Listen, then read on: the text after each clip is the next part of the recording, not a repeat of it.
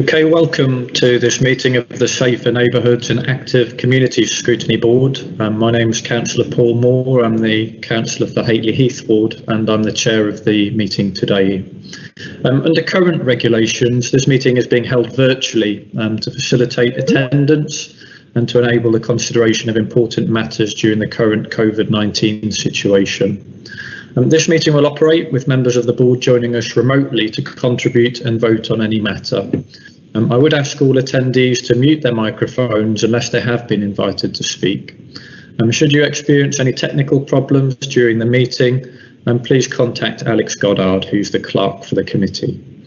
Depending on the type of device you're using to log in with, please use the hand up icon in the control bar, or type a question mark or a comment in the chat box if you wish to speak in the meeting. I'll then call you and indicate when you can speak. And when you're finished, if you can please remember to mute your microphone as well. Following questions and a debate, and in order to make any decisions that may be required, I will ask members in turn whether they are for, against a proposal, or if they wish to abstain. Please also note that this meeting is being live streamed online and members of the public and the press are allowed by law to film, audio record or to take photographs during this meeting. Firstly, I'll ask all of the scrutiny members present to introduce themselves in turn. Councillor Boston. Good evening, Chair. Councillor Ahmed Boston, Councillor for Abbey Ward and member of this committee. Councillor Bauer.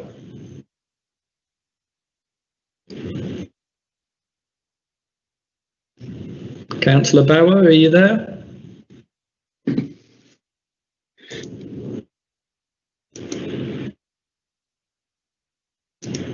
We'll come back to Councillor Bauer. Councillor Edwards.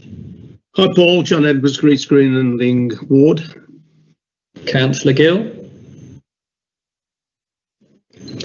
Good afternoon, Councillor Manjit Gill, Councillor for Smethwick Ward. Councillor Akhtar.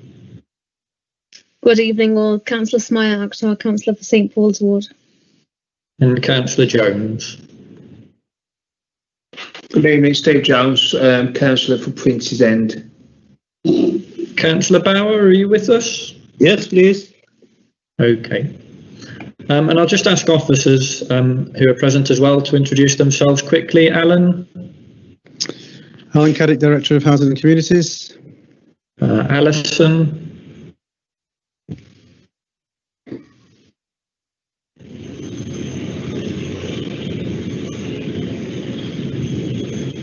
We'll come back to Alison. Carl. Yes, Carl Robinson, Business Manager for Housing Solutions. Apologies, Chair. I had my microphone on mute as I introduced myself. I do apologise. It's Alison Knight, Executive Director, Neighbourhoods. Thank you, Alison. We've got Nigel as well. Yes, good evening all. Nigel Collin-Bell, Service Manager for Housing Management. And we've also got Deb Breeden and Alex Goddard here from Democratic Services. Firstly, can I ask whether there are any apologies for absence, Alex? Yes, Chair. We've received apologies from Councillors Pam Hughes, Sandars, Yassine and from Mr Cash, the co-opted member. Thank you. Okay, are there any other apologies? No. Agenda item 2 is the minutes of the last meeting, the meeting was held on the 9th of July. Can I ask whether there are any issues or amendments anybody wishes to make to the minutes? No, in which case I'll move the minutes. Can I have a seconder?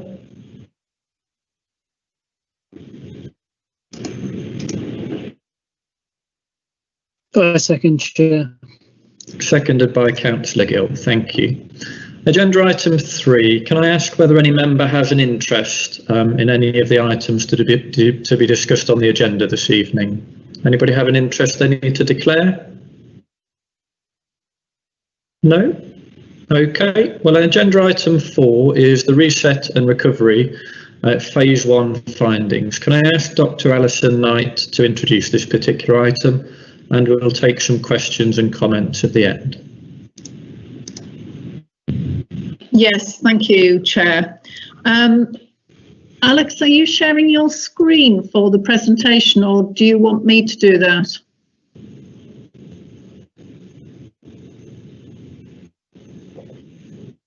Alex? Hello? No, I don't have the slides prepared. Oh, do you not? Sorry, I thought you had them to share. Okay, I will share my screen so that I can show you that. Apologies. Right. Okay. Here we are. Can everybody see that? Can everybody see the screen? Yeah, thank you. So this particular item is to talk a little bit about the impact work, and I know that members have had some briefings at various member briefings about the impact work that the council has been doing. There's been a number of groups set up.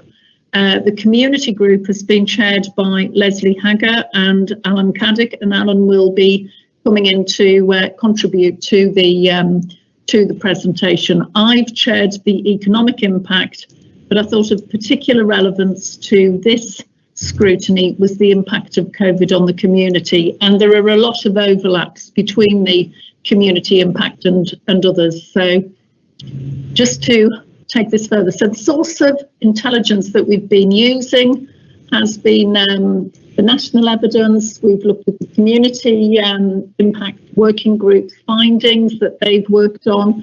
We've taken a look at findings from the voluntary sector, local service providers, the town member workshops that we held, where members fed into each of these. We've looked at public data on infections and fatalities, and also any neighbourhood level impact and vulnerability, particularly around ASB or domestic violence. So you can sort of see as an overview the national context that we've all been reading about the impact on mental health around you know, the delivery of NHS, meaning that some people with long-term conditions have not been able to access services. We've seen the impact of unhealthy behaviours, more alcohol misuse, decreased physical activity, and other findings as well around domestic abuse and other things. We've also seen food insecurity and financial hardship, and indeed we set up our own food hub which gave out 15,000 food boxes between March and July. We've seen the impact on children and young people, the closure of schools, and obviously schools opening again. What we have seen are also some positives actually around the increase in volunteering and civic participation, and also a decrease in car journeys, although certainly personal experience would suggest that that's possibly short-lived and has gone back to normal, but there has been more cycling and walking. But what COVID has exposed and exacerbated are long-standing inequalities in society. So in terms of the evidence in Sandwell, SCVO has identified mental health as a significant widespread issue. Whilst CAMS referrals have halved in lockdown, they have since recovered and a further rise is expected. And what we have seen as safeguarding partnerships have been galvanised throughout the pandemic, people worrying about it being hidden. As I mentioned, food security has exacerbated, and the demand for food vouchers is up 188%, with a particular rise in Smethwick, which you'll see later relates to particularly areas of deprivation, and the council has been supporting the food banks far more than ever before throughout this period. You can see here some of the food parcels distributed. Some of those have been through various routes, but we've also distributed, as I mentioned, 15,000 through the council. Digital exclusion has been a huge problem, with people not having access to computers in many areas, particularly with libraries being closed. But what we're particularly seeing is mounting household debt, and the actual calls and advice from our welfare support team has increased hugely.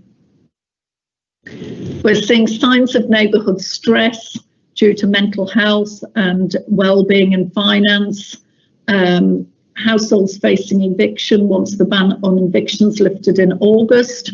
There have been homelessness successes, and I know this is on the agenda later, so I will leave Carl and Nigel to talk more about that. But particularly reports of ASB incidents have increased by 50% in March and April, and that's expected to increase further, along with reports of domestic abuse increasing. And a further area of concern that I mentioned before is the concern about the levels of hidden abuse exacerbated by social restrictions. So in particular, we are aware, and we know this nationally as well as locally, that the BAME communities have been particularly affected by COVID. And what we can see is a lot of the issues are interconnected around housing, around types of employment, and multi-generational housing as well, or intergenerational housing is normally a strength, but this can mean that it's more that people become more vulnerable as the pandemic spreads. So a particular area that I would highlight on this slide is that we do need to understand this far better and work with our community far better. And what we have been doing is working very closely with community leaders and any of our councillors who work in the community to try and get the message out and to talk to local communities and use things like radio channels, etc., to get the messages out. We've worked a lot with young people, 509 young people surveyed, and understandably, many were worried, lonely, stressed, obviously angry and sad, and many were particularly worried about their education. 652 children were shielding, half of them being in West Bromwich and Smethwick, and there has been a particular concern about the long-term impact on learning, and clearly young people are now back in learning institutions, so it'll be interesting to get that feedback as we go through this term to find out what sort of impact the actual full lockdown had. I mentioned about the increase in volunteering. 732 residents signed up to the database. And you can see here 400 were actively deployed. Many of those residents who signed up were also signposted onto other volunteering schemes with the NHS or into other areas. The support to the residents included telephone befriending, taking the dog out for a walk, picking up prescriptions or food, or just generally ringing people up and having a conversation to reduce the loneliness. And I think people have enjoyed that and got a lot out of that. And for any of you who may have seen this, SCVO have just issued a video, which is quite lengthy actually. It's around 11 minutes, but it's really good and has all of the information and some case studies of the things people have been doing throughout the lockdown and the positive aspects, which we mustn't lose sight of. However, there has been an impact on these organisations. Many have had to change the way they deliver services, and some of them have suspended services and will be looking in the future at whether they can remain open, which is obviously incredibly negative. The town member workshops that we had reinforced the findings. Members gave us a lot of rich information and a lot of detailed information from their own communities. And clearly the big concerns were mental health and financial impact, people potentially losing their jobs. So I'm going to hand over to Alan at this point, who's going to talk us through the maps and the impact of COVID across the wards in Sandwell. Alan? Thank you, Alison. So yeah, we're going to go through some maps now, and so these maps illustrate the impact of COVID across the wards. They are a snapshot in time, but as I say, I'll go through them. So what we've got here is a map showing the number of COVID cases to the 4th of September. And what you can see, the sort of darker red areas and darker pink areas are the areas where we've got particular issues. So cases have mainly occurred in a band covered by Wednesbury wards, Greatbridge and Atley Heath, and then particularly through West Bromwich. And what you'll see there is that sort of diagonal swathe right through the centre of the borough, which again plays itself out on the other maps that we're going to. Yeah. So next one, please, Alison.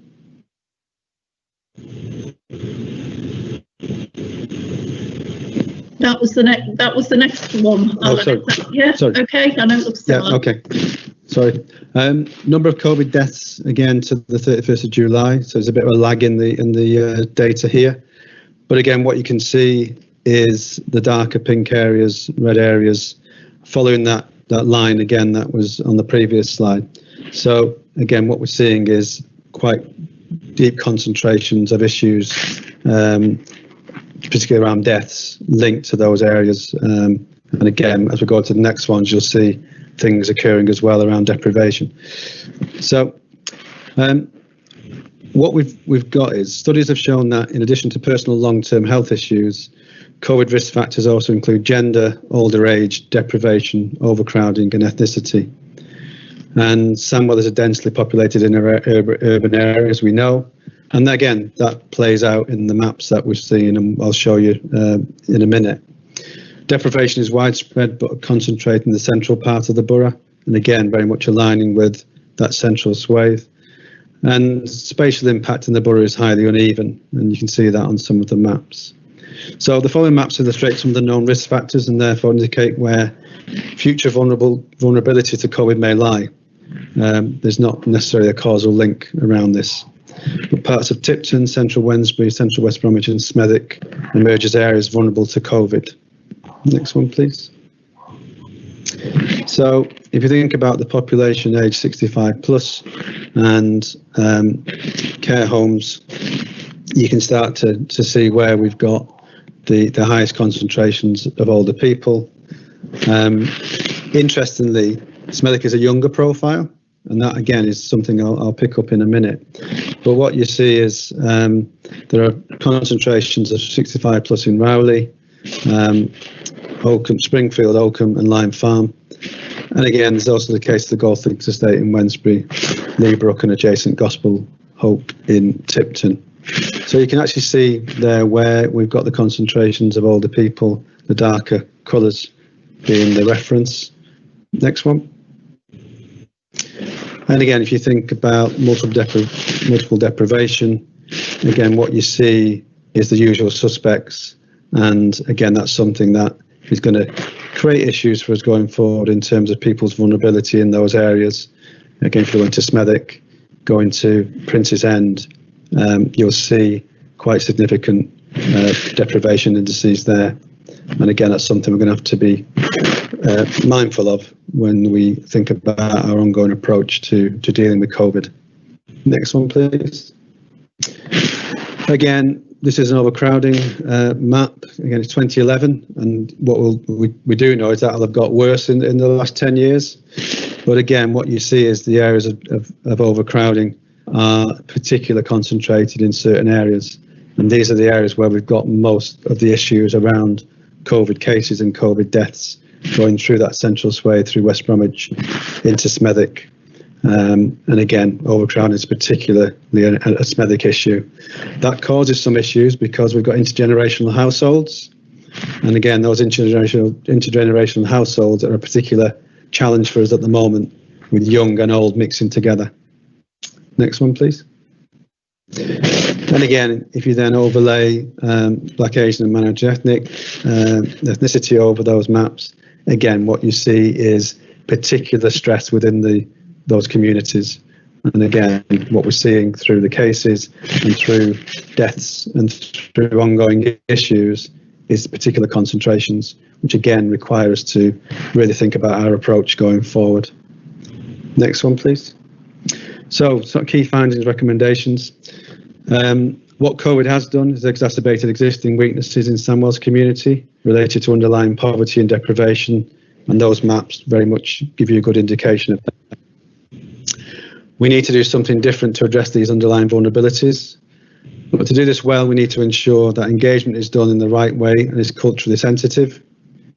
We need to think about changes in our own organisation to do things more corporately, focus more resources in the areas of most need, but really importantly, have clear measures of success. Okay, over to you, Chair. Thank you, Alison and Alan, for what I'm sure members will have found a very informative presentation about the situation. Obviously, some of that's known because it replicates a very national picture across the country, but there was some very interesting information that was very local and specific to Sandwell, and I'm sure members and would have appreciated the information shown at award level as well.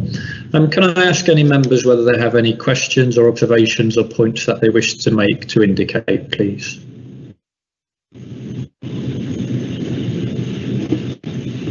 From John Edwards. Paul, I don't have a little hand on my device, I'm afraid. So, go ahead, Councillor Edwards. Okay, Chair, maybe it's coming later because I think there are other presentations as well. So maybe more information is coming along then. But I mean, it is useful information. Absolutely, as you're saying, it's very clear where the deeply affected areas in Sandwell are and where others aren't quite so affected, but it paints a really bleak picture of Sandwell, doesn't it? In the way that this plague has hit particularly hard in places like Sandwell. I think what I'm interested in is to know, and we probably can't get this at this meeting, but maybe at the next one or future meetings, to know what plans the cabinet are developing to deal with some of these issues, particularly issues like overcrowding and poverty and deprivation. And I know Sandwell doesn't have all the answers to these problems. A lot of it is nationally determined. But I think we need to understand the thinking of the officer leadership team and the appropriate cabinet members in what we're going to do about this. You know, the problems are really as clear as crystal. But what are we going to do to try and have some impact on this over the months between now and the start of, say, the next municipal year? So I'd really like to see some of those solutions come forward for discussion at an early meeting in the future. Okay, I'll invite Alison to respond. Thank you, Chair. What we're going to be doing over the next couple of months is working up the amendments to the corporate plan, because we had the corporate plan in place, but clearly what we now need to be doing is taking into account what has happened with the pandemic. So we are going to be working that up. So I would suggest that we bring something back with the revised plan and show that to the scrutiny and get your feedback and any input that you think should go into that plan. And I do think that also, apart from it being just brought to scrutiny, there will be further member workshops to also contribute to that. Did you want to add something to that, Alan? Yes, Alison. And again, I think what's important to stress is that this is not just about the council's response, it's about a whole system response. And I think that is going to be really important going forward. We have been doing some sessions in the last couple of weeks with voluntary sector groups around looking at particular impact on young people over 50s, sort of welfare, and just looking at the wider aspects of this and looking at how we do engage with the voluntary sector and the community sector more closely to look at how we can have a more sort of bottom-up sort of discussion around how we're going to do things as well. We've got a big role to play, obviously, as the council, but some of the things that we need to do are going to take a generation, particularly around overcrowding and housing and the things that you're just highlighting, Councillor Edwards. And I think that's something, though, that we need to be thinking about how we start that journey, I suppose. We're already on that journey, but how we maybe do things a bit differently around some of the solutions. One of the items that we're coming to later on in the meeting is around the future work programme, Councillor Edwards. So I suggest the report that Alison referred to, we can consider as part of the future work programme and planning that in. Alison, was there something else you wanted to add? Yes, there was actually. Thank you. I put my hand down and put it back up so you'd know it wasn't an old hand. Yes, one of the things that we are doing, and this probably relates more through to the economy board, and that is we've set up, and the first board will meet tomorrow, a community wealth and economic resilience board with partners. So that will be partners such as the SCVO, business, the college, police, NHS, the usual people that you would expect. But how we're going to approach it is to use community wealth to really address some of these issues. So it's to build on the inclusive economy deal that we agreed at full council just before the lockdown. And it's also starting to look at the Centre for Local Economic Strategies work that we did in the council on how are we actually purchasing things, and how can we use our own purchasing power to really try to keep the wealth in Sandwell. So it doesn't address all of the points made by Councillor Edwards, but it is starting to look at ways that we can actually keep wealth in Sandwell and look at other things. So that will be part of what we bring back in a couple of months' time that you've mentioned as part of the forward plan. Councillor Edwards, I think you had a supplementary question before I bring Councillor Boston in. Yes, just briefly, Chair. Yeah, I agree with Alan and. Sorry, I've forgotten you. Alison. We agree with the two A's. Particularly about the fact that this is not all about the council; it's about wider partnerships across the patch. But there's no doubt that other partners in Sandwell, in fact, all the other partners in Sandwell, look to the council for a leadership and a coordination role. And people in the communities look towards the council to be coming up with these kinds of approaches and solutions as well. So there's a big responsibility on the council in this. And I know we all know that, but I'm just saying it again. Just a second point briefly, Chair. We spend a lot of time in scrutiny committees talking to officers, and it's very important that we do. We spend very little time talking to cabinet members. And the reality is that these issues, these solutions, the magnitude of them require political drive, political leadership and political accountability. And I think we really do need, when we meet on issues like this, for the appropriate cabinet members to come along and explain their thinking to us about this as well, and the role they provide in leading us hopefully to drier water and the uplands. But we do need to take into account the political dimension of this. And officers with the best will in the world can't always express that for obvious reasons. So, seeing officers is great, but can we see cabinet members as well in the next 2 or 3 sessions? I do believe we invited the cabinet member to the meeting tonight. Alex can correct me if I'm wrong. I'm not sure what the response from the cabinet member was.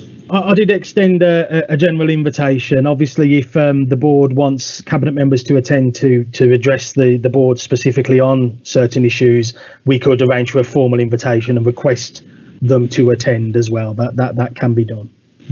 Well, again, Councillor Edwards, perhaps incorporate that as part of the next work plan, particularly given I think Councillor Alcock is new to the cabinet, who obviously his responsibilities cover quite many of those under this particular panel. So that might be something we might want to do for the next meeting. Councillor Boston, you've been waiting patiently. Thank you very much indeed, Chair. And I'll start by concurring with your sentiments. The presentation was very useful and grateful for it. 2 quick questions and a comment from myself, if I may.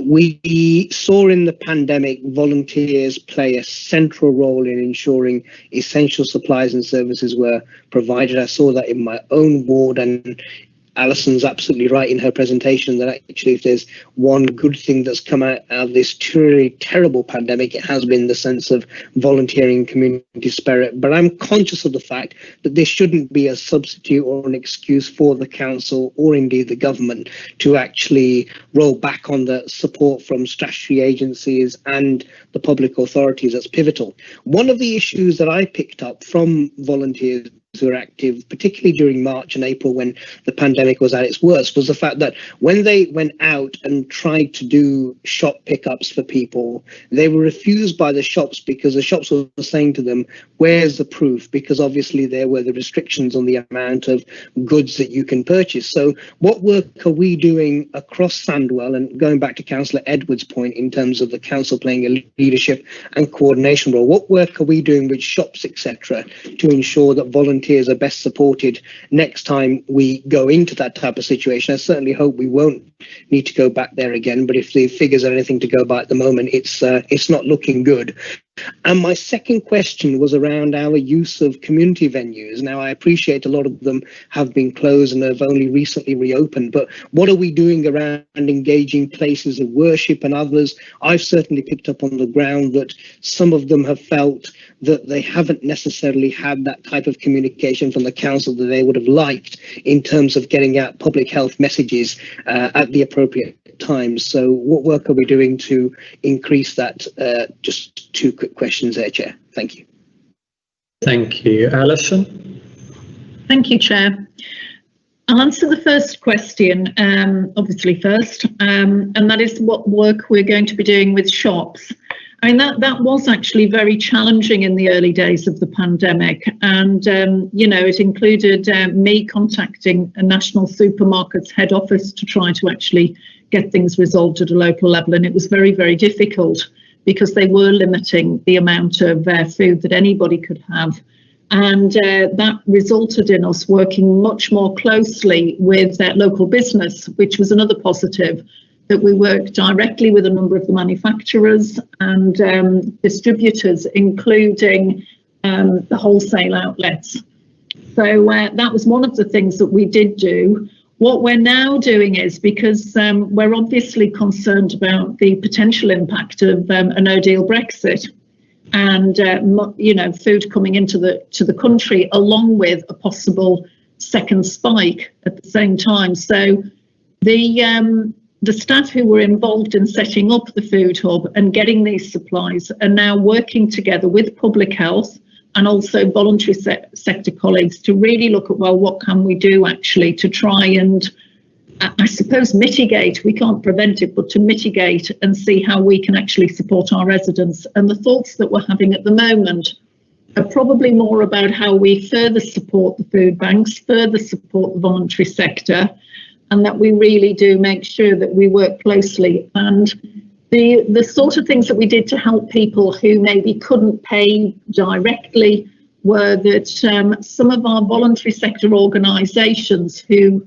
were working with us via the community offer found various ways to actually help pay for food if people didn't have PayPal or credit cards.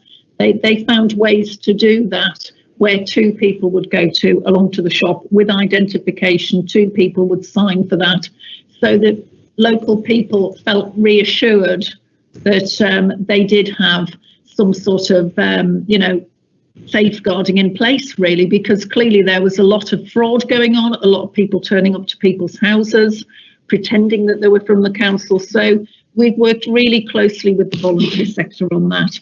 So that's sort of trying to answer the first one. It may not necessarily fully deal with it, but it shows how we have actually tried to do that.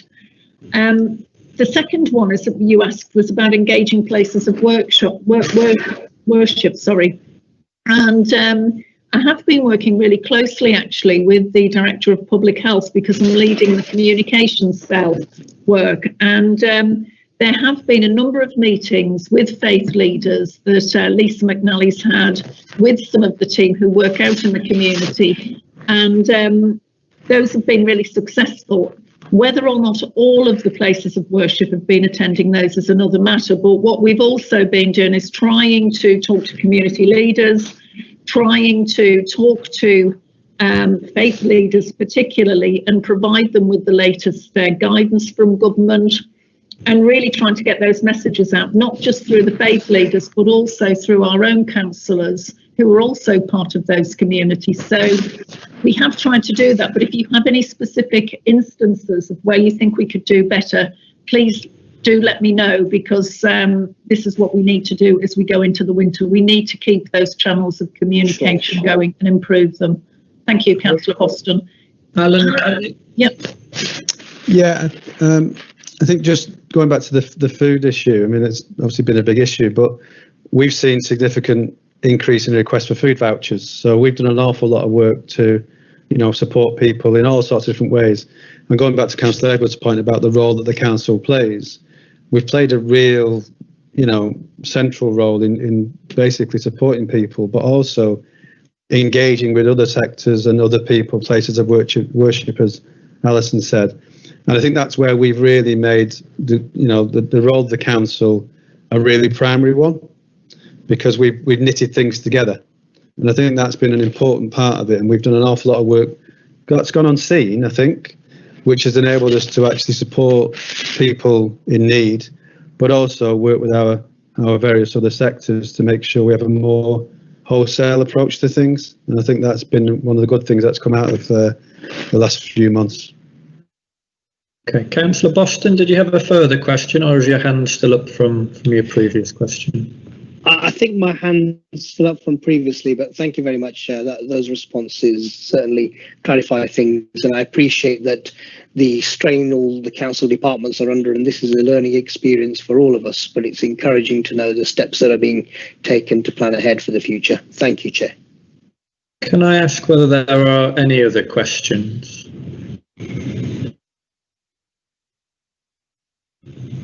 Councillor Gill. Thank you, Chair, and thank you very much for the presentation. It was very informative. One thing I just wanted to ask is the information the council has, such as a website or any written information, is any of it available in any of the different languages for the BAME community at all? Yes, definitely. We have a lot of information available, particularly relating to COVID and relating to social distancing, washing hands, and the latest guidance. We do have a lot available in all of the languages that you would expect across our communities. So I'm more than happy to help provide anything if you need that. We also, when we've been doing the test, the track and trace, we've made sure that we've had people who can speak the various languages that are needed really across Sandwell. So yes, an awful lot of information is available. That's great. Thank you, Alison. Are there any further questions, or does anybody have a different view or a different question they would like to ask?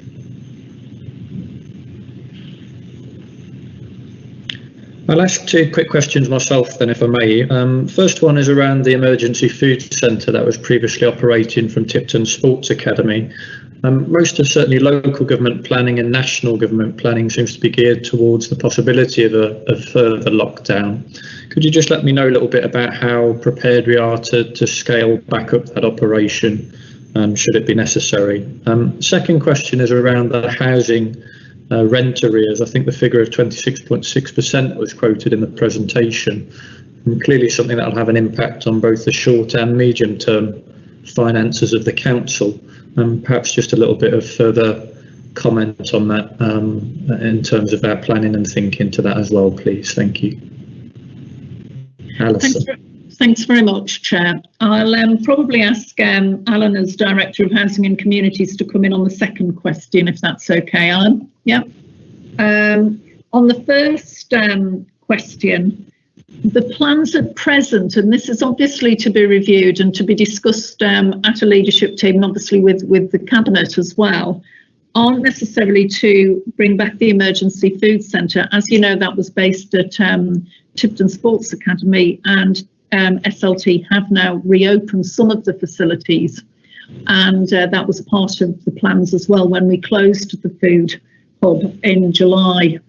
What we did at the end of July to make sure that we had plans in place just in case there was a second spike, we put particular plans in place with all of the food banks, made sure that we're providing food to the food banks, but we also engaged a food distributor who can prepare emergency food packages, and we agreed the emergency food packages that we'd already agreed really with public health so that it was nutritious, and they have been delivering where we've seen people who've needed to shield or cannot get access to food, and they have rang the helpline. Then we have been actually still sending out some emergency food supplies, and we haven't delivered a huge number actually through that route, but it is available and it is working well. So that is something that we can do, and we've talked to the organisation about the levels, and they can increase that rapidly.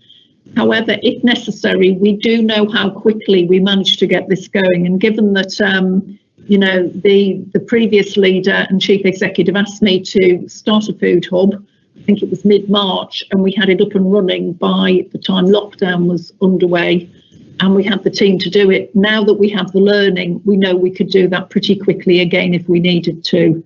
So I think what we've got in place will be okay, but I know that we can do something if we need to step that up in the future.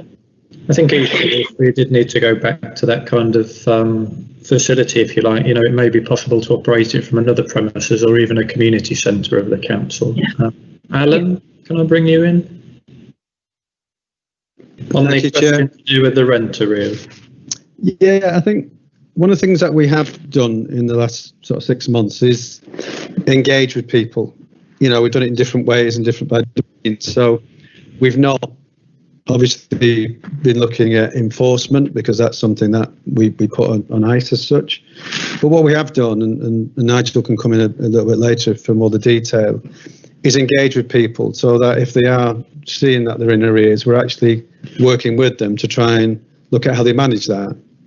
So in real terms, our figures are about 400,000 up on where we were last year, this time last year, which isn't a significant amount based on, you know, bearing in mind what we've been going through.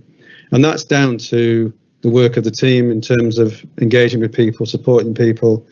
I think it's also, we've got a new, some new software in as well, which is helping us with our management of arrears, and is actually starting to look at where people might be, you know, starting to see some stress around their rent accounts. We're getting in early. So we've done a lot more participation, a lot more work with people to try and manage their accounts. And I think that's bearing fruit in terms of managing our level of arrears. Can I just bring Nigel in just to give a bit more detail on that, if that's all right? Yeah, thanks, Alan. I think you've covered the pertinent points. I think the main point is around the fact that we were very sort of reactive, really, in terms of changing our approach. So, you know, rather than relying on sort of measures that we had previously around telling people that they must pay their rent because there's an enforcement action looming, we've spent the time well sort of redeveloping our narrative to customers, really. So Carl will probably say something similar when he comes on in a little while to talk about homelessness, but yeah, we're putting a lot of emphasis across all my service areas around, you know, making contact with our customers and our tenants and understanding the root cause of their problem. So rather than focusing on, you know, what their rent arrear figure is, we've been trying to focus on, you know, what support or assistance and help they need from us to bring them out of that position. So we've also put some resourcing through our welfare rights team. So we've done some targeted work through our welfare rights team to support those people. You know, we've linked in with all the other support work that Alison's talked about, the food and everything else to mitigate the impact upon people's bills. Yeah, we have seen an increase. The difficulty at the start of the year was really understanding and distinguishing what had caused that increase. We always see an increase at the start of our financial year, so trying to understand whether that was a normal increase or one over and above the normal pattern was quite difficult. I think what we're seeing now is that you know, that work over the last few months is bringing the gap down, as Alan said. So you know, it's less than £500,000 now over and above where we would have been this time last year. And yeah, the trend is looking positive in terms of bringing that back under control. And that's without restarting any formal enforcement action at this point. Okay, I'm going to bring Councillor Boston in for a final question before we move on to the next agenda item. Councillor Boston. Thank you so much, Chair. I'll keep it brief. I have raised this previously at an all members briefing, but I think it's quite important to raise here, actually, which is around shielding. We're obviously hearing today in the news, there's talk about the West Midlands having an overall lockdown that's stricter to what we have at the moment. Discussions to be confirmed on Friday with the government. Local leaders and the press are actually saying this is a bad idea because of the impact it'll have on hospitality, etc.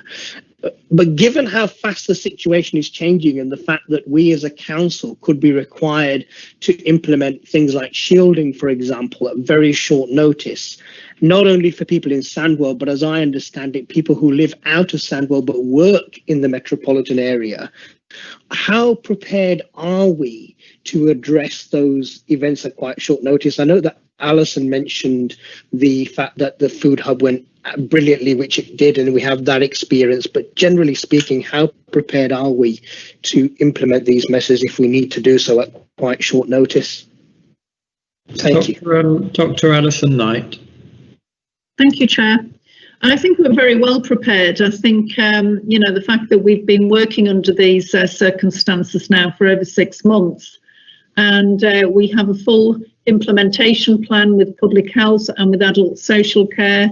We meet 3 times a week as an incident management team, which isn't just within the council. It also includes colleagues from the NHS, CCG, and the police, as well as the voluntary sector. So I think we are very well prepared to do that. I think given that it was such a shock as well in March and how well we actually responded, we now know what we sort of need to know, as it were, and we've actually got the voluntary sector much more geared up with us working with them, as well as our own services as well. And I think what we've also shown over the last 6 months is how flexible a lot of our staff have been. And this has been mentioned a little bit by other people. But, we had, for example, some of the librarians contacting those who were shielding, HR staff who were ringing round large supermarkets, getting orders of baked beans and whatever else they could for me. We had people doing other things at the moment. We've got some of Nigel's team, for example, in Neighbourhoods, who are going to be working alongside our EPOs as COVID marshals. So people have been really, really flexible. I probably haven't mentioned all of the areas, actually, but we really have had people just dropping other things that they've done, gone to work in the food hub, become drivers, telephone calls, doing whatever they need to do. And, I think it says something actually about the flexibility and, the motivation really of our staff to really try to make sure that they've helped residents. So I think we're in a really good place actually to respond. Can I check whether any members have any recommendations or proposals that they wish to put forward in relation to this particular report and agenda item? Okay. In which case we'll move on to the next agenda item 5, which is the COVID-19 Reset and Recovery Plan. And this agenda item is specific to the Neighbourhoods Directorate, which this particular scrutiny panel covers. I have asked Alan Caddick to produce a short presentation for this particular item. People will know I'm not necessarily a great fan of PowerPoint, so it is a relatively short presentation, but that should allow us plenty of time for members to ask any questions that they wish. So I'll bring in Alan Caddick now. Thank you, Chair. Yes, before I put the slides up, you'll recall at the July meeting I did a brief presentation on the reset and recovery process and the things that we had brought back into play or we're about to. And this presentation is an extension of that in terms of what we've done since then. Alex, have you got the presentation or am I putting it up? I don't have it at the moment, Alan. I think it's down to you, Alan. Okay, no problem. Just let me just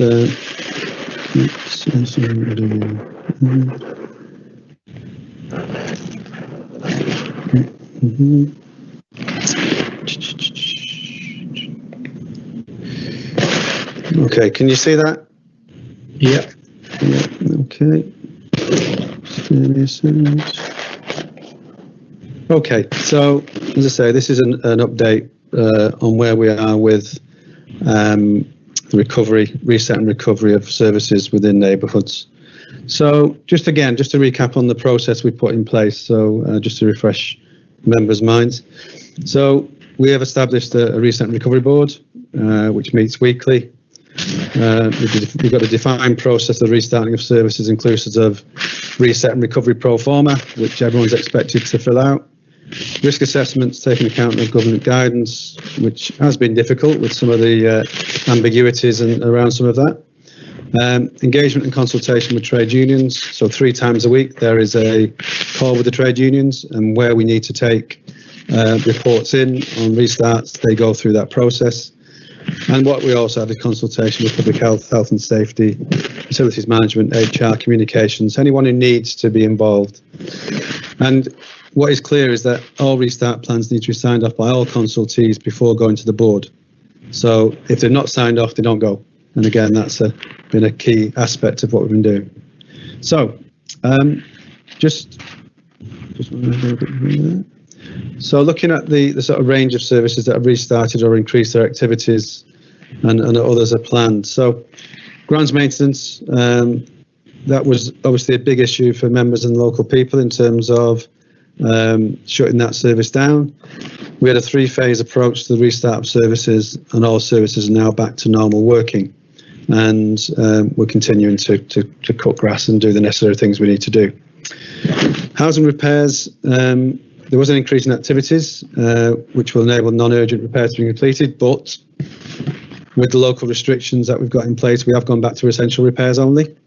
And that is now what we're doing for the foreseeable unless things change. And if we do go into further measures, then we'll be just focusing on essential repairs for, let's say, the foreseeable future.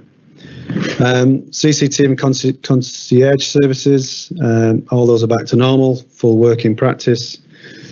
Sandwell Valley phases 1 and 2, we had 2 phases of restart of services in the valley, and so we've reopened things. We've got people visiting the valley in terms of the various things we've got there, and that continues to happen, although we are monitoring things on an ongoing basis. Estate services and caretaking, we did again reduce the service on this, but all services are back to normal. Urban forestry, and that's our tree service. All services are back to normal now, with inspections being done and work being carried out. Lightwoods House, that was closed down, but we've now reopened that, and the restaurant is open, and again subject to obviously restrictions around hospitality. SLT and Places Leisure, both operators have restarted services, but in a restricted way, and they continue to monitor their operations around that, and that incrementally will increase over time. Libraries and archives, Central Library in West Bromwich has reopened again in a restricted way, and other main libraries will follow over the coming weeks and months. So the library in West Bromwich actually opened on Monday. And what we've got there is again a restricted service, which is very much a grab and go. You order a book and you go and pick it up, and then you leave. What we are doing is considering how we are going to operate the smaller libraries, and that's subject of conversations at the moment.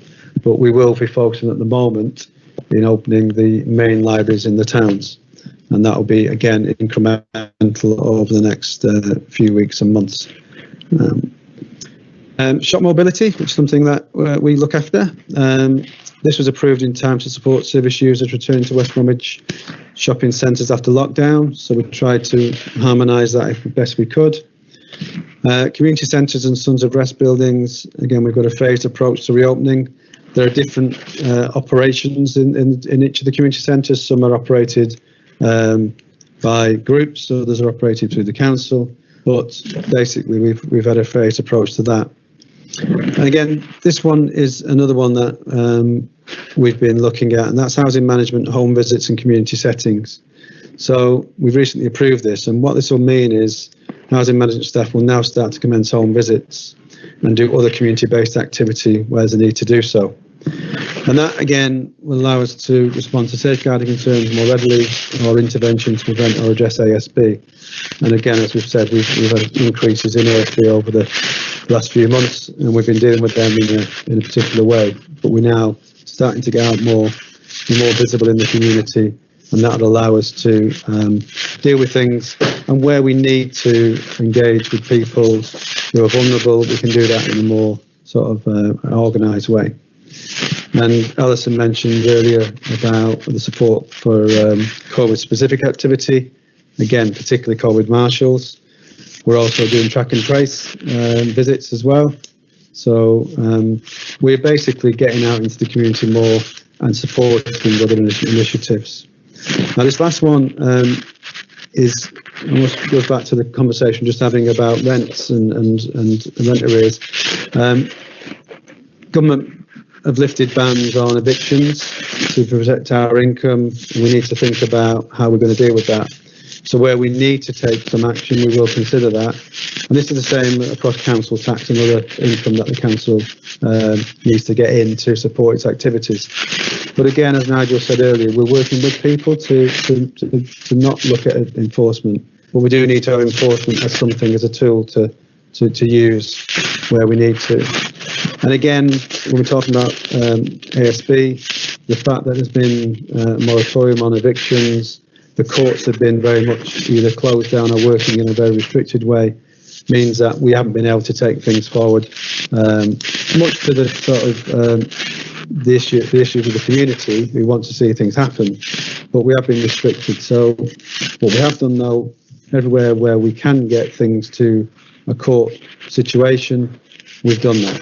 So we're not sort of sat in our hands waiting for things to happen. It'll be very much about how the courts open up and the backlog that they'll have, which will create the issues for us. So, as I say, we've been doing an awful lot of work in the background to get ourselves prepared for these things. My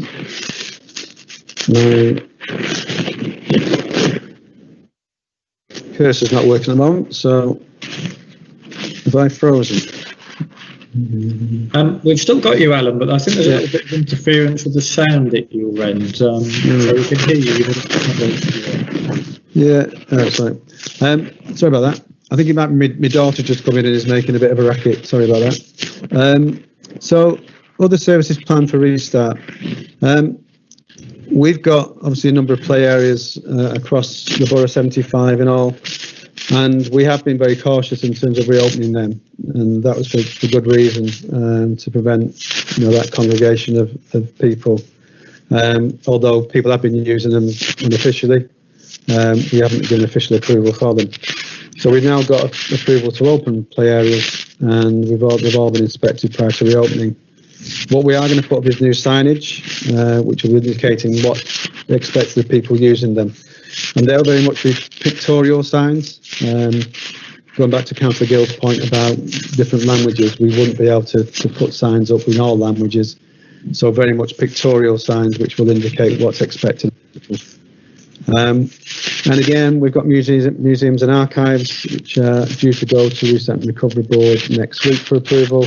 And that again will be an incremental reopening of museums and archive services.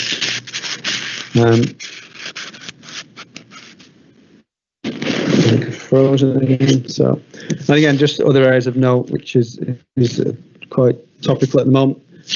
All events are cancelled, so there'll be no annual bonfire at Dartmouth Park. Christmas at the Valley, Christmas light switch-ons won't be taking place, but we are looking at alternative ways of doing that, which could involve sort of virtual events, and we're putting plans together around that.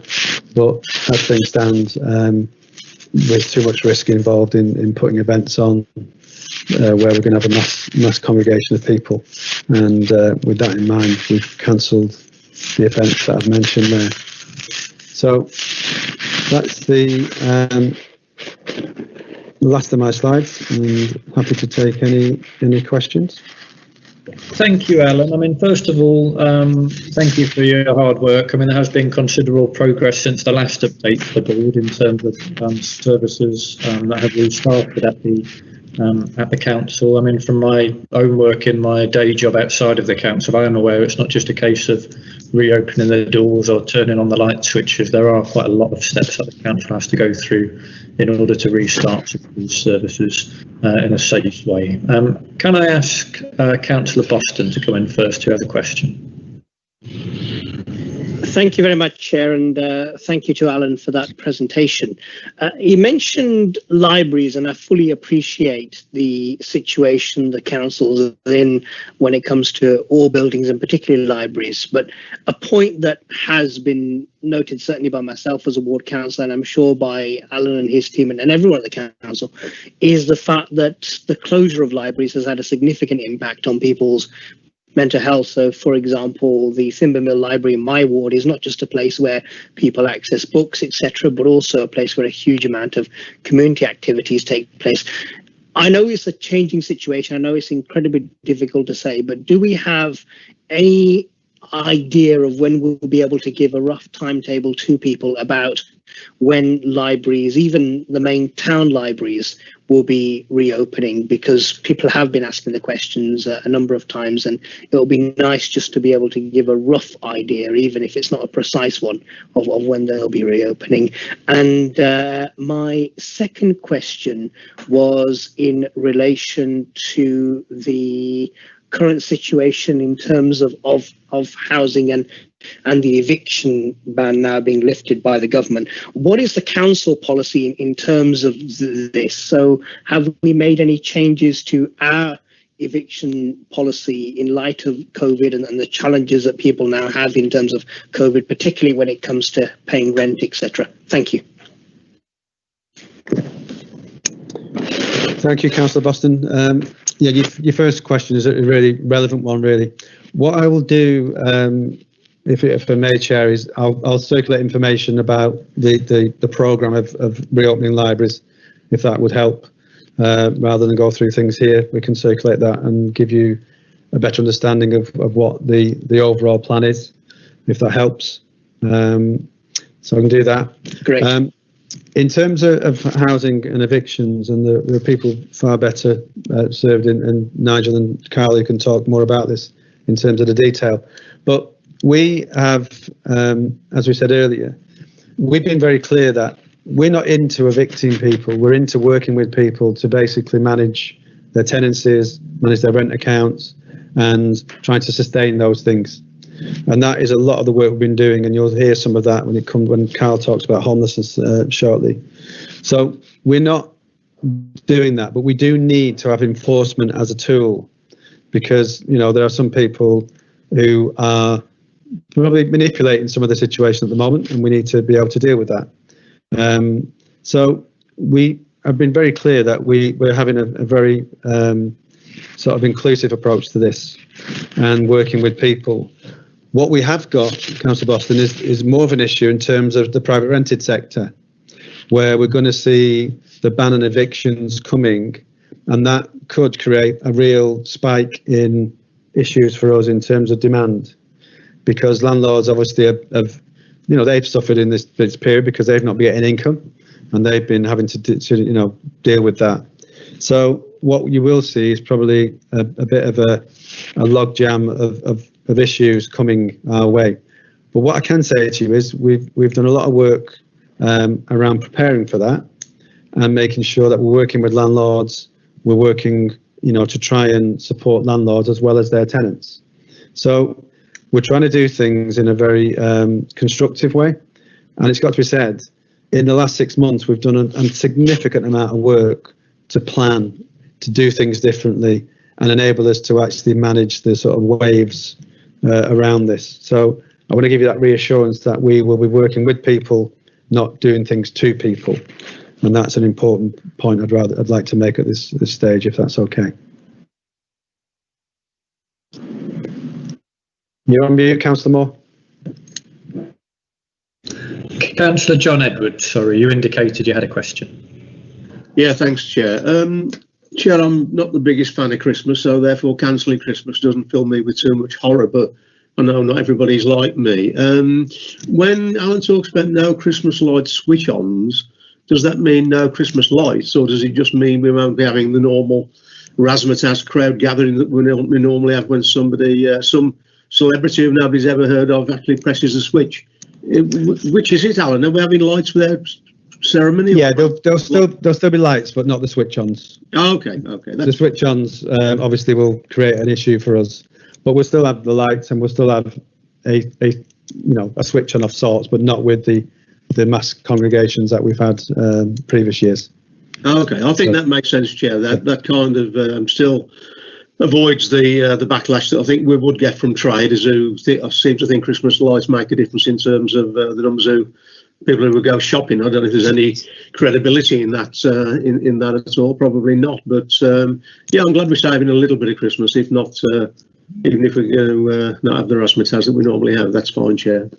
I'm not an expert on celebrities, but we have had some big celebrities over the years that have come to switch on the Christmas lights. I must have missed them, Paul.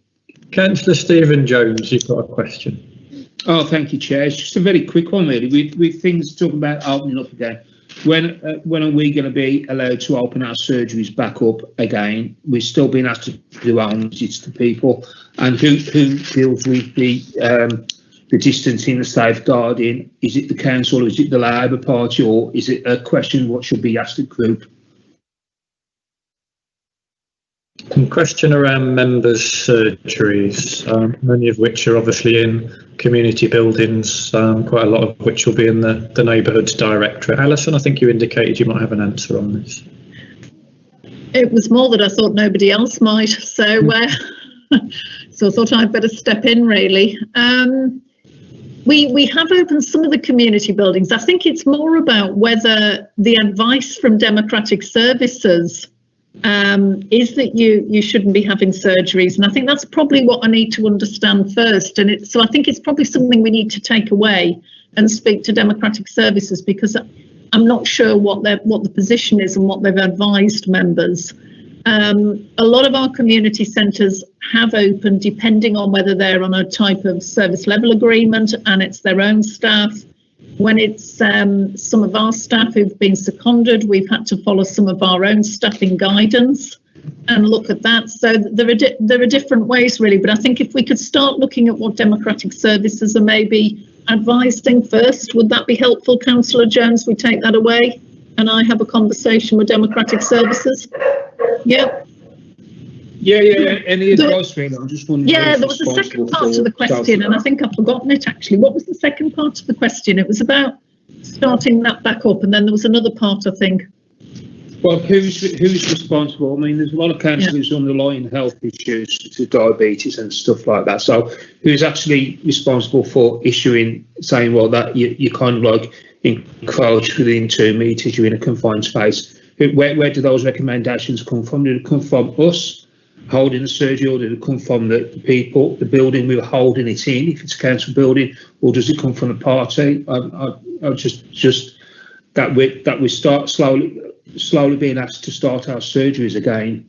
I just wondering, what would the advice be?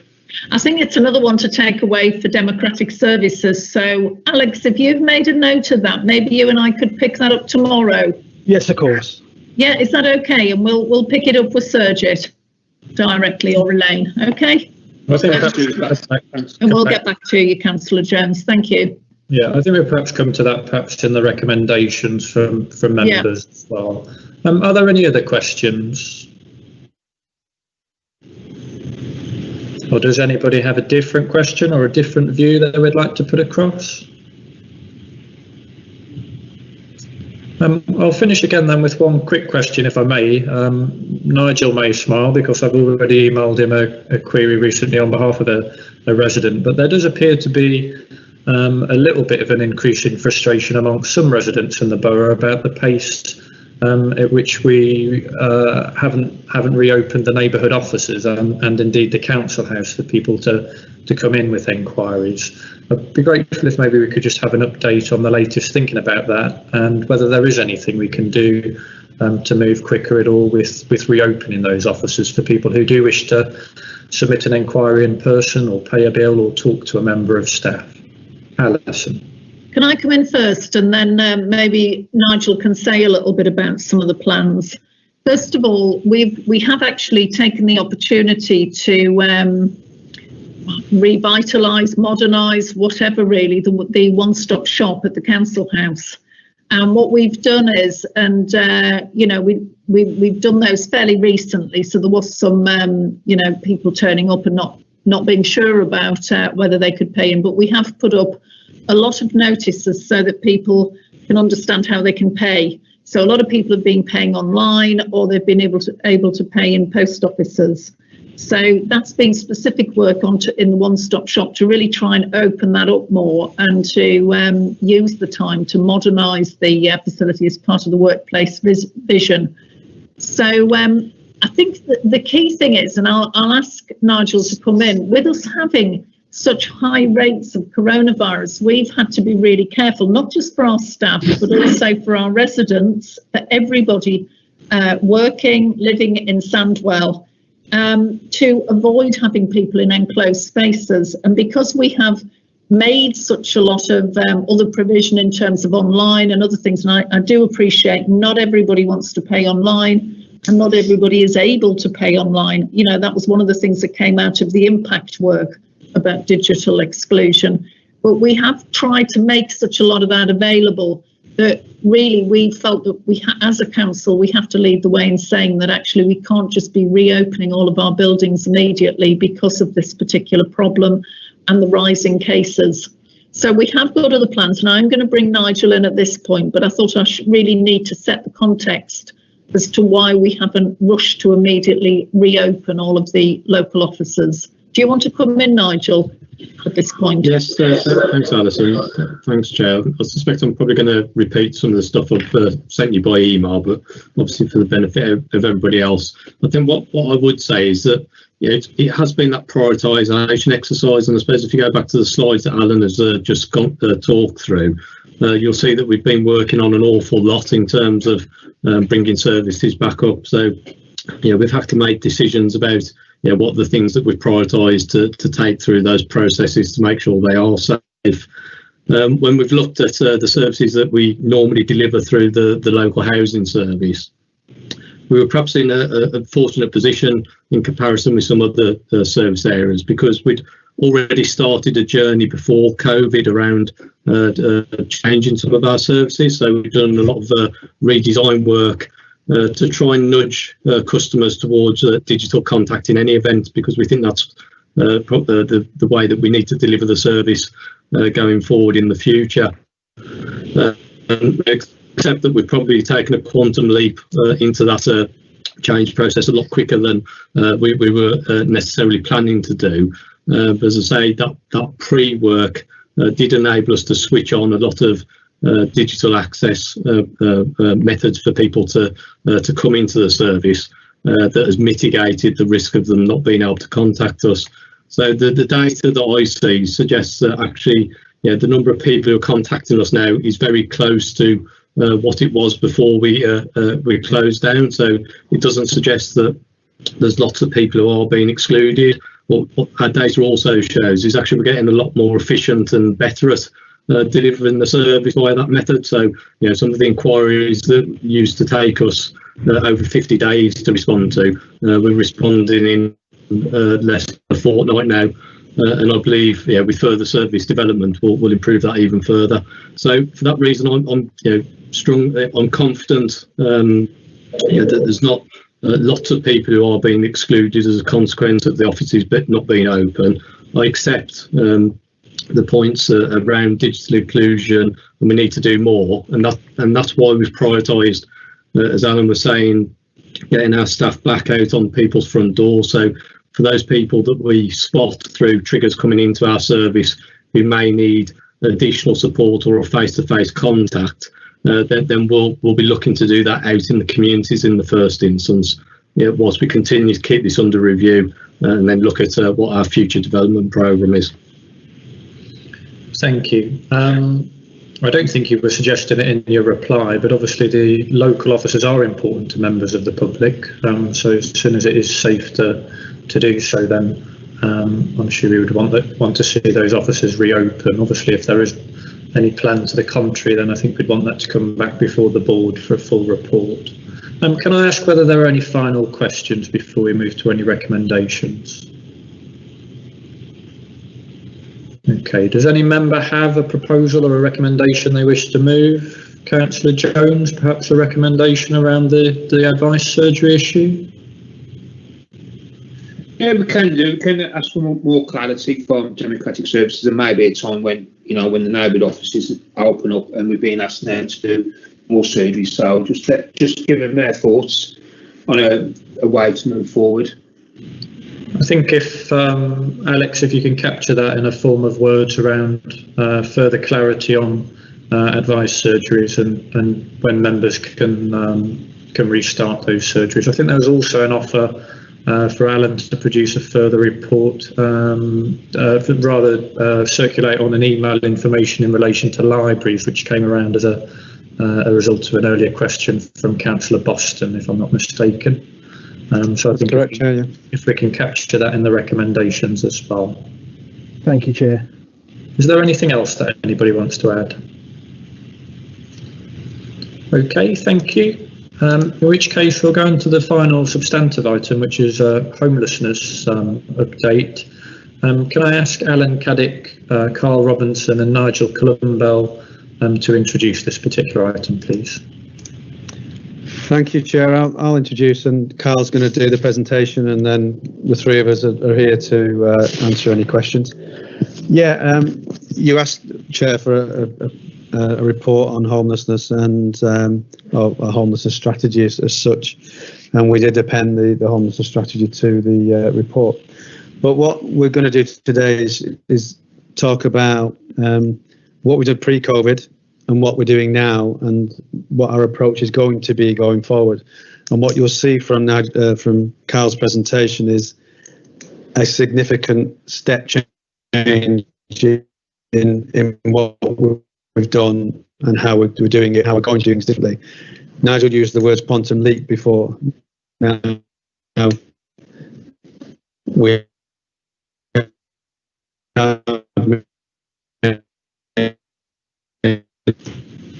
I think, Alan, we may have lost you. Unless it's just in the last 6 months around homelessness, and that'll come out in Carl's presentation. So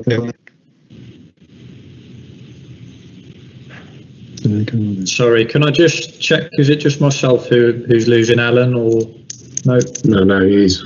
Alan, I think we've got a problem with your broadband at your end. So I'm going to perhaps ask Carl and Nigel to come in, if that's okay. Yeah, I suggest we just move to Carl, and you can take us through the slides and then pick up the questions. Carl, if you can take us through the presentation, and then if we can allow as much time for questions as possible. Yes, no worries, I will do. I'll just give my usual warning that I do when I do presentations. I can talk quite quickly. I have got a Stoke accent, which doesn't help. The more excited I get, the quicker it gets. If you need me to slow down, just interrupt me at any point. So hopefully the slide will work when I press this button. Can everybody see the slide show? Yeah. Okay then. So I'm going to give you an update on homelessness and rough sleeping generally. I'm going to touch on some of the challenges we have pre-COVID, because I was only here at Sandwell for a month before COVID kicked off, so it's been an interesting experience so far.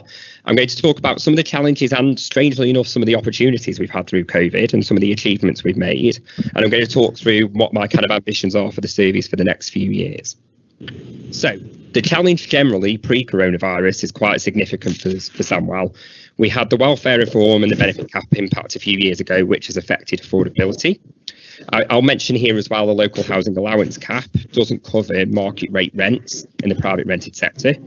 It does mean the private rented sector is largely inaccessible, both from an affordability perspective, and as I'll touch on later, the landlords in the sector aren't entirely enamoured with us, and they don't need to kind of work with us to place our customers because there's enough demand out there without looking to us, and there's a lot of work I'm doing to address that. The HMO licensing obviously generates issues with regards to, we've got a high proportion of the population under 35 who are accessing the shared room rate under benefits, and the properties just aren't accessible at the moment for them. And the only ones that are is houses of multiple occupation. And as everybody is aware, I'm sure, it's not as lucrative, the private rented sector, as it used to be. So people are moving away from that market. We've had reductions in the revenue support grant year on year, which has obviously had pressures on homelessness as long as other services. And the biggest change in 30 years to homelessness legislation with the Homelessness Reduction Act that came into effect in April 2018 changed the landscape for homelessness. And the big elephant on that page is Brexit. And at the minute, we don't fully understand the impact that's going to have on the housing market, but we expect it will have some. And there's lots of different views of that at the minute, of which way it will go.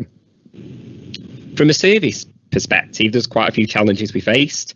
A year ago, our temporary accommodation use and bed and breakfast use was quite high. We had 126 people in temporary accommodation and around about 73 households in bed and breakfast. And what's particularly interesting for me, having just come across from Birmingham Council, Birmingham used to receive around 125 homelessness presentations a week. What shocked me is Sandwell has 100 presentations per week. Given it's a third of the size, that's a high level of demand for the size of the authority comparative to Birmingham and nationally, which came as quite a shock to me.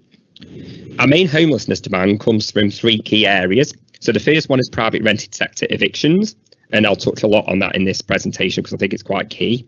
The second one is family and friends no longer willing to accommodate, which has obviously increased in proportion during COVID because a lot of people who were staying with friends and family either posed a risk to that household because of their jobs, or they didn't want the risk bringing back into the household of more people moving to and from. So that increased quite significantly during lockdown particularly. And the final highest cause is domestic abuse. We have got a significant supply and demand issue for affordable housing, particularly in Sandwell. So our demand outstrips current capacity of social housing in particular, which I'll come on to. I've mentioned already the private rented sector is not easily affordable for those on LHA rates. And even though there has been an increase in LHA rate this year, there is still a gap between that and the market rate. We have a number of entrenched rough sleepers with complex support needs who needed help. And generally, there's silos across the wider economy on preventing and relieving homelessness, most of which I believe are driven by funding streams. And I will touch on that, particularly around Home Office, Serco and areas like that. COVID brought a whole host of new challenges. So the first one was, how do we protect rough sleepers and provide suitable emergency accommodation? So we'd already started some work before the lockdown, but during lockdown, the Everyone In campaign nationally meant we had to find emergency accommodation for all rough sleepers. It doesn't mean it wasn't available to them beforehand, it's just encouraged them to take it. We had to provide a rapid response and support for hospital discharges, because the last thing we wanted to do is delay discharges in an already stressed hospital environment if they were just waiting for housing. We needed to move some people from accommodation with shared facilities where somebody else in that accommodation had symptoms or they themselves had symptoms. We had to source self-contained accommodation. We had to provide interim accommodation for people awaiting asylum decisions. And as I'll mention a little later in the presentation, also a number of people who reappeared who'd had negative decisions previously, as much as 3 years ago, reappeared needing emergency accommodation. We had to accommodate, as I mentioned already, where friends and family were no longer able to accommodate them due to the COVID risks and concerns. I think Alan has already mentioned around evictions, we needed to support PRS tenants who were in arrears and at risk of illegal eviction. And there was quite a few attempts at illegal evictions during the lockdown up until the 20th of September when those restrictions were eased. We've had to ensure people in bed and breakfast have access to food, and I know this, we've already spoke about the food parcels and the food delivery service, and we utilise that to help people in bed and breakfast and TA. And one of the things we had to do, as far as I was concerned, is keep the choice-based letting process, so the allocation of properties going, so the bidding and allocation throughout. Now, that didn't mean everybody could move in when they wanted to because of the national restrictions, but it did mean people were still able to secure properties, and we knew once the restrictions ended, they had somewhere to move on to. That prevented a lot of the issues that other councils are seeing today. We had to plan move-on options for those in temporary accommodation, which did increase in theory, but didn't in practice, and I'll explain why. And then, like every other service, we had to change our operational practice very quickly from face-to-face and lots of customer contact and staff in offices to remote working. So what we did, so lots of different things. We actually started planning about 3 weeks after I started because we saw the potential of a lockdown coming. So we started planning early on before the restrictions came into effect, which I think those 3 weeks really made a difference. Very similar to what Alison was mentioning earlier with mobilising the food hubs. We were able to do it very quickly and it's been successful. I did hold a number of properties to ensure we had sufficient emergency accommodation because at the start of this, we had no idea what the demand levels would look like because it's very much outside of normal. We contacted all customers in accommodation with shared facilities to make sure they knew that there was support there for them if they started to show symptoms or somebody else did, i.e. they haven't got to stay there, risk infecting other people because we haven't alternatives for them. We had to do that transition of operational service practice, and I would argue, and I think the stats will back this up, that we had very little impact on the customer. It could have been a different situation, but we managed to react very quickly and the customer is getting as good a service as they did before. And we also planned to reduce choice-based letting, so we went to 2 weekly cycles at one point, but not to stop at any stage. And I suspect we're one of the only few councils in the country that managed to do that, and that has played a real influence on where we are today. From a rough sleeper perspective, before the lockdown, we delivered supply packs to all known rough sleepers, containing key items, including information and who to contact if they needed somewhere to stay. We'd engaged with all known rough sleepers to ensure they had somewhere safe to stay at the start of lockdown. And at this present point in time, we've gone from around having 20 established rough sleepers sleeping on the streets to no more than one at any given time. So that's been quite successful. We're now working on move-on options for them. We've worked with CCTV, police and EPOs, so we immediately responded to any new reports of rough sleepers. And I remember one particular evening at 10 o'clock at night, I was in West Brom High Street trying to track a rough sleeper down that had been reported to us. And to date, of the kind of 9 to 10 rough sleepers who were known to us at the start of this, we've already offered accommodation, longer term accommodation to 6 of those, and that work continues. Hospital discharge, we came up with quite a simple but clever method.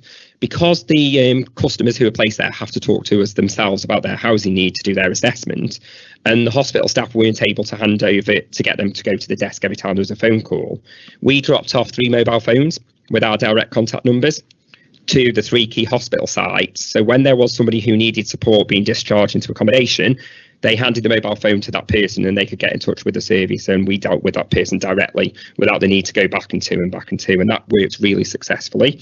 I don't think we were responsible for any delayed transfers of care or delayed transfers from hospital.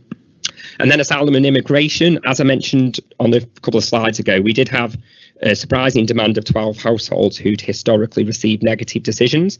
Now, they were obviously working in certain industries where the accommodation was provided, not necessarily disclosed, because they should have returned home up to 3 years ago, some people.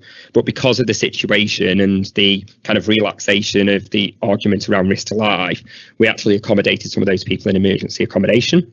And as it's speaking now, none of those who are in emergency accommodation have either returned home or now got status, and we've secured alternative accommodation for them. And we've been working in partnership generally with SNP and Serco to make sure we can deal with all the demand that we've seen so far and any future demand, because there were significant backlogs of positive and negative decisions to deal with as a result of COVID. Domestic abuse, we have 1 key worker who was picking up all domestic abuse related cases, and at no point did we run out of refuge spaces. And we also had the temporary accommodation I'd held aside for any emergency placements that we might need to do, particularly where the person in question had an older male child and couldn't be placed in the refuges. And really good example of partnership working, we worked with education and made sure that all the children that were placed in emergency accommodation received learning packs from school, because they wouldn't necessarily be registered with their current school because of the TA move.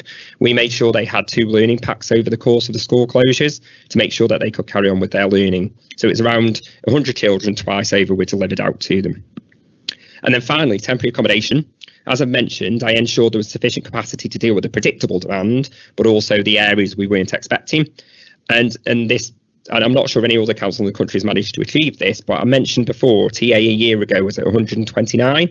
It's actually only at 65 people at household in temporary accommodation today, which is around 60% reduction. And I suppose the better news is, a year ago we had 73 people in bed and breakfast or households in bed and breakfast. That's down to just 18 today. That's a 75% reduction in bed and breakfast use, which in any circumstances would be an achievement. But during a pandemic, when everybody else has seen their temporary accommodation increase significantly, it's I wouldn't say far off a miracle. So some of the positive outcomes from COVID. Due to the reduced demand coming in from the private rented sector eviction freeze, which I am aware is going to still come, and I do have mitigations in place, we did manage to reduce the backlog of open caseloads by 50%. Now, this is particularly relevant because my new operating model, which I'm looking to implement from April, is more prevention focused, as we talked about already, and less about crisis management.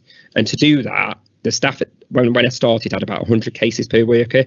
We can't do effective prevention work when each staff member is carrying 100 cases. So I need that to be closer to 15 or 20 cases per worker when I start the new operating model in April. That will allow us to prioritise prevention. And obviously, having reduced that caseload by 50% has helped towards that. We're not there yet, but it's moved us in the right direction. Interestingly, engagement from rough sleepers increased by 41% during the height of the lockdown. Now, what I've learned since then is a lot of that was to do with the street economy closing down. So at the height of the lockdown, there was very little street economy for rough sleepers to exploit.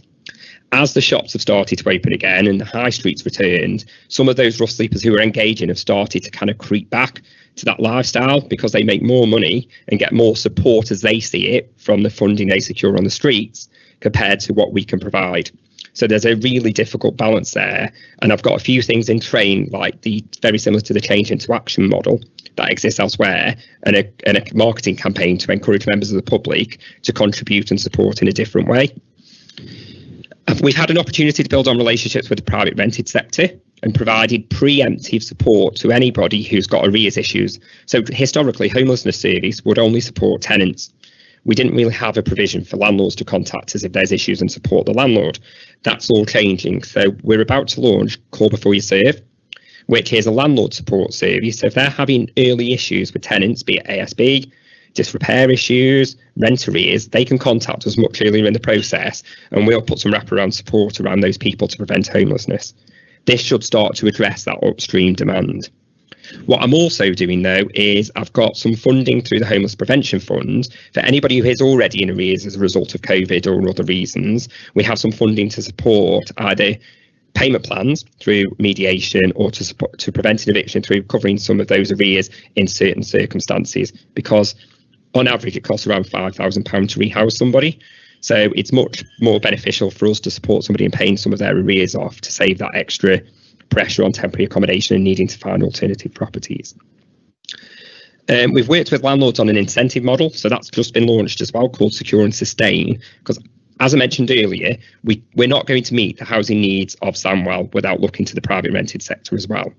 So I've been developing an incentive model alongside landlords, which will give them incentives to take some of our customers. And in return, we're not just getting 6 months assured short hold tenancies. The minimum tenancy period is 12 months, and obviously, depending on the incentives they access, that goes up to 2 or 3 years. Now, some of those incentives are financial, as you'd expect, but more interestingly, is a lot of landlords were more keen on what we do once we place a tenant with them. So you'll all be aware, if we place somebody in a council tenancy, they have support available if things go wrong. Well, what local government has done historically is place somebody in a private rented sector, wave, run away and wait until that person represents in trouble. So what I've also done alongside securing new properties is we're establishing a sustainability function. And very similar to the Call Before You Serve, that's a service wrapped around the tenant and the landlord. So we don't just walk away. We monitor that tenant, we work with that tenant and that landlord for a period of time until we're sure the tenancy is sustainable. And then obviously, if any issues occur after that event, they come through the Call Before You Serve model. And this seems to be the key selling point for landlords at the minute. And I've had interest from about 50 different landlords to start looking at what those incentives are. And just in the last few days, we've managed to successfully place around 4 households in private rented sector accommodation, and it's only been launched for around a week. We've also, I've mentioned already, we've reduced TA, and it was 60, but it's 70, it's 65 today. And as I've said before, that 75% reduction as it is today in bed and breakfast is quite an achievement in the current climate. So what do I need to do next? So the way I'm approaching this is in 3 phases. Phase 1 is to address our current internal design. So we still have some silos internally as well, and I'm trying to break those down so we work end to end with the customer. And a good example of that is when we do a homelessness assessment, we have to do a personal housing plan. What's happened traditionally is once that person's placed, that plan gets left. Now we've ticked our duty, we can move on to the next person. What I'm ensuring now is if they transition into one of our council properties, that personal housing plan continues through support from housing management. If they move into a private rented sector property, that support plan moves on with the PRS sustainability model. And the reason for that is because as a service and nationally, homelessness has been very good at dealing with what I call the presenting demand. So the bit we can see in the iceberg on the diagram, and that is, I've got nowhere to stay today, I need somewhere to live. Now, we could find a property for every single person who presents in that situation, but I can guarantee for 60 to 70% of those people it's not going to be sustainable, because the issues that created their homelessness in the first place haven't been addressed. And if we don't address them, they will just come back 6 months later, 12 months later with the same issues, present as homeless, and we go through that repeating cycle. What we need to do is what I call the understand the customer conversation. And instead of completing all of the government question answer as part of our assessments, we need to ask the open question of, well, OK, how did you get here today? So if you're being evicted through rent arrears, yes, your presenting demand is I need a property because I've been evicted through rent arrears. But what we need to understand by looking at the customer's history and talking to them and using motivational interviewing techniques, for example, is uncover what problems actually led them to being in arrears, to make sure that whatever plan we put in place addresses the root cause problems, not just the reason for presentation. And then that should continue beyond my life cycle with that person. And obviously I'm working with housing management and my PRS model to make sure that happens. Get slightly more clever, just before we move on. If we use those lessons of what real problems to solve are, we can start to work with other agencies, so phase 2, other agencies and other departments to see where those intervention points were further upstream. So whilst I might have the right toolkit to wrap around them today, when they present a crisis, I can also use that information to learn at which intervention points and which agencies could we have prevented this homelessness in the first place and this escalation. Because at the minute, I would argue most homelessness services focus on at least the top 2, if not top 3, of the triangle in front of you. So that's those people who present at risk of homelessness, those already roofless, and those people rough sleeping. We need to change both our resourcing and the bulk of where our capacity goes into early intervention and universal support. And as I kind of allude to on this slide, we can't fix the national housing crisis alone. There is a perceived view out there that homelessness and housing can fix homelessness. We absolutely can't. It is a much bigger problem, and what we need to do as a council and a wider economy is deploy the collective assets we've got and our capacities in a different way to make sure we start to switch off the true cause. I'll skip through that. So progress so far on the next steps. Well, we've built a picture of the current services to identify the need for change, and I'll be implementing that model around about April time. I've managed to secure £130,000 additional grant funding to support the rough sleepers work from the Ministry of Housing, Communities and Local Government. I've mentioned the PRS incentive model, and that's all of this is on our website. These new models are in the office, so you can have a look at them whenever you get a second.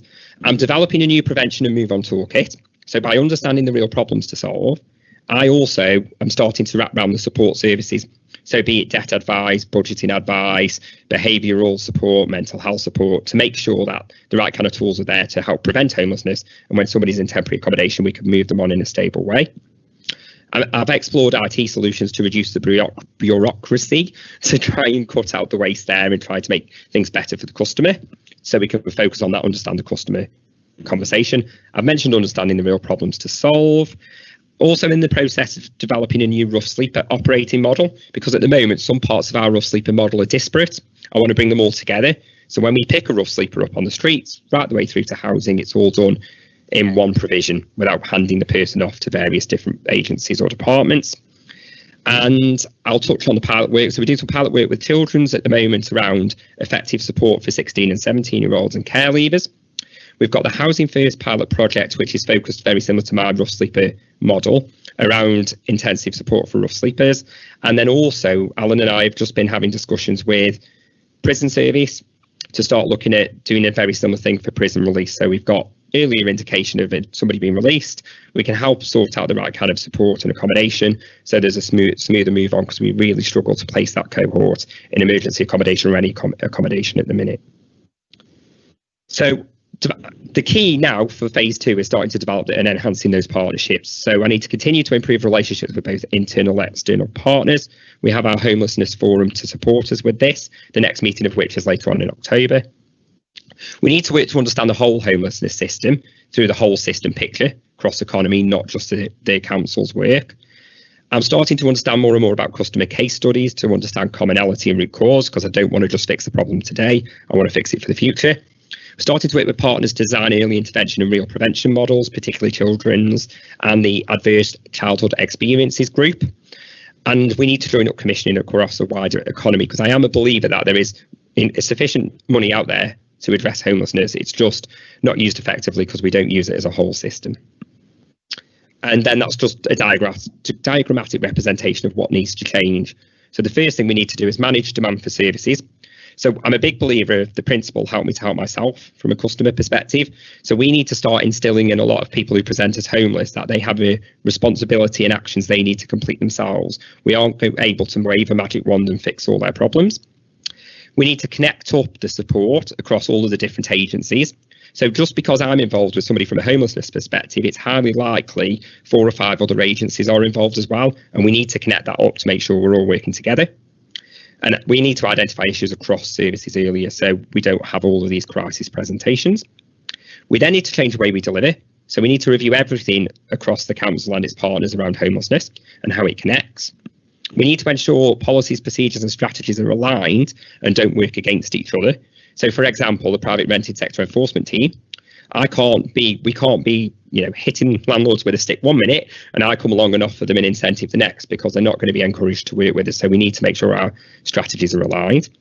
And we need to have flexible and timely commissioning. Everybody's different, every plan is different, and we need to be able to react to that. And then finally, working together, we need to work with our communities to design the services together. I'm a big believer of what I call design around demand, and that isn't sitting in a dark room, drawing a process flow up, coming out the dark room and saying this is what's going to happen from Monday. It's about designing it around customers, their demand, and having them involved in the design process, because we're going to get a much better service as a result. We should be sharing data and intelligence across agencies, particularly those I identify as part of understanding the real problems, because customers aren't always honest with us when they come for homelessness support. And if we can share that data and that intelligence with other agencies, we have a much better understanding of that person's history and the issues they need to address. And then finally, part of my role in all of this, once we understand the big picture, is supporting those other people and other agencies to work differently. So that was a very whistle-stop tour. I could talk for about 10 hours on this subject, so I'm happy to take any questions you might have. Thank you, Carl, for your presentation, and thank you for what appears to be a good start in your new role as well. Can I ask members whether they have any questions?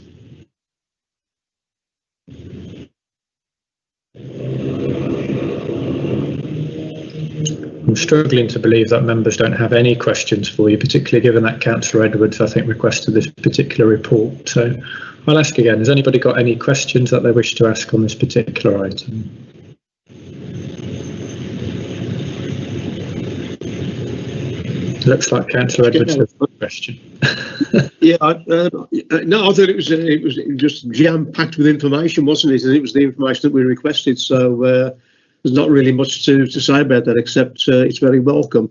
And I think the team in Sandwell certainly appear to have done a really cracking job on homelessness since this, from the start of COVID, when it sort of acquired a new dimension. And I'm just really pleased to see the progress, because it's just awful that we have people sleeping on streets and nowhere to live in the 21st century. And I know it's a complex problem, and that's been summed up really comprehensively for us. But no, compliments on what we've done so far. And I think on from the way that's been described and the way we tend to move forward, I'm quite optimistic that this is a problem we can, after many years, finally get into a better shape. So congratulations, well done, and look forward to the ongoing improvements. Thank you.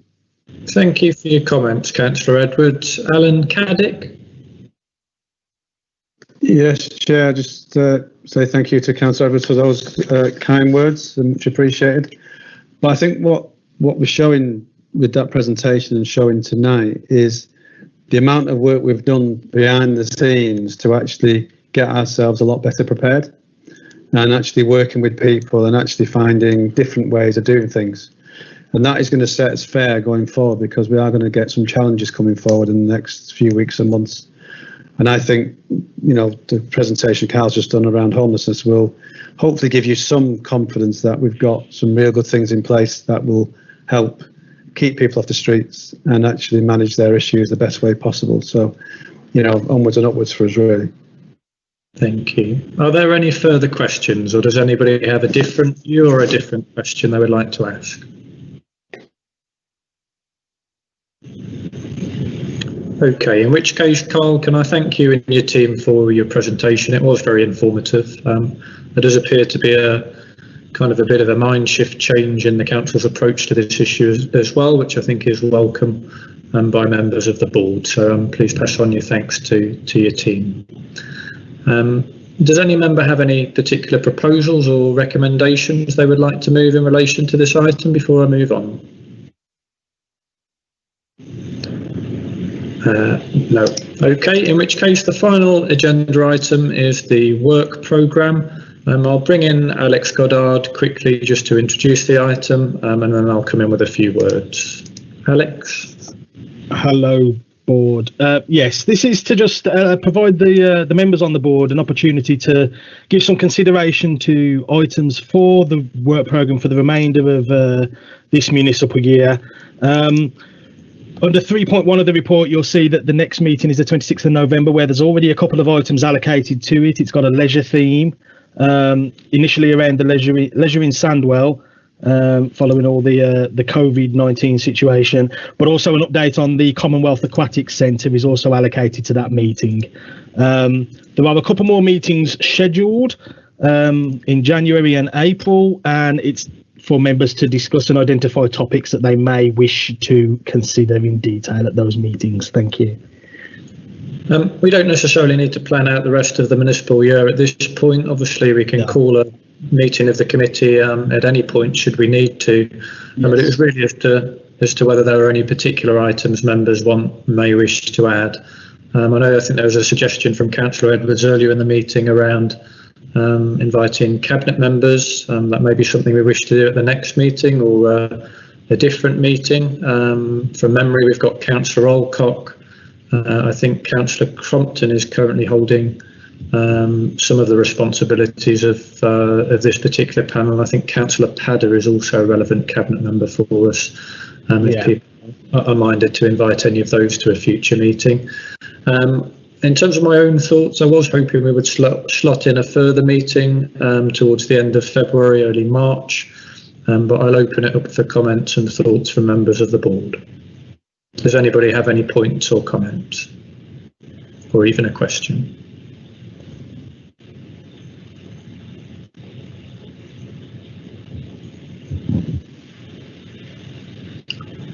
Okay, Alex, do I need to seek permission of the board via a vote to insert a further meeting, or can we just go ahead and do it? I presume that there's no disagreement from members present, so I think you'll be able to arrange an additional one at a time to suit, yes. Okay, in terms of the next meeting, would we like to invite any of the cabinet members to that particular meeting? We could perhaps have perhaps a 5-10 minute introduction from one of the cabinet members and perhaps an opportunity of 15-20 minutes to ask any questions. We have had Councillor Crompton in front of the board before. I don't know whether people perhaps want to extend an invite to Councillor Alcock or Councillor Padder. I suppose it depends what topics we've got on the agenda for the next meeting, Chair. Well, I was thinking more in terms of a general, an overview of what their aims and ambitions for their portfolio are, perhaps, and a chance for members to ask any questions they may have. We can, of course, invite the cabinet member for the specific agenda items on the next meeting, if that's what people want to do.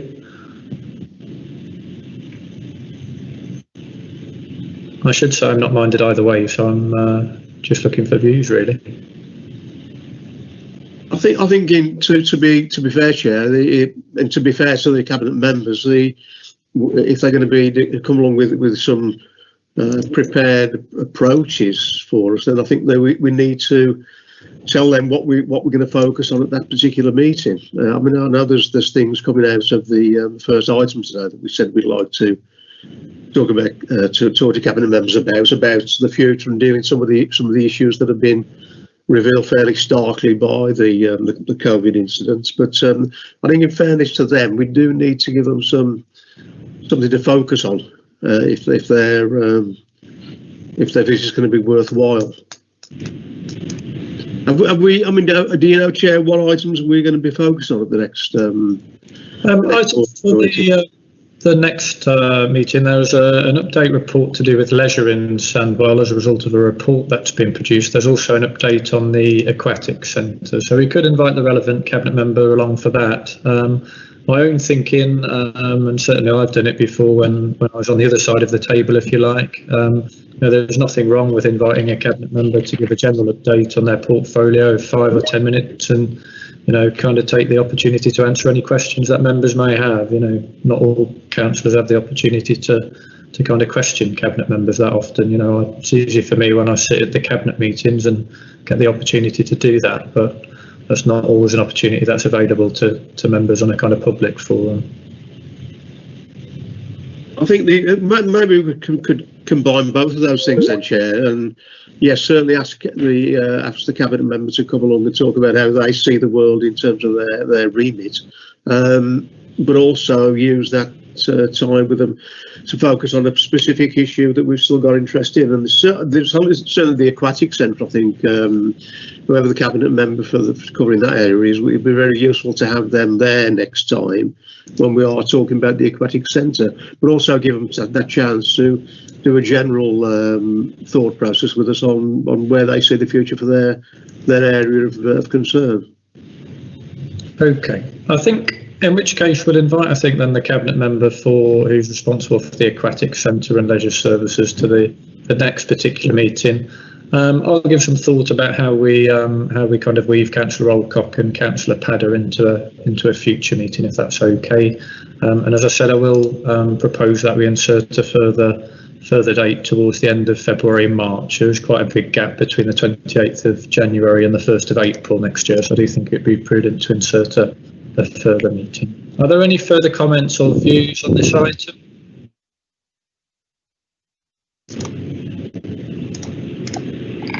I'm taking silence as no.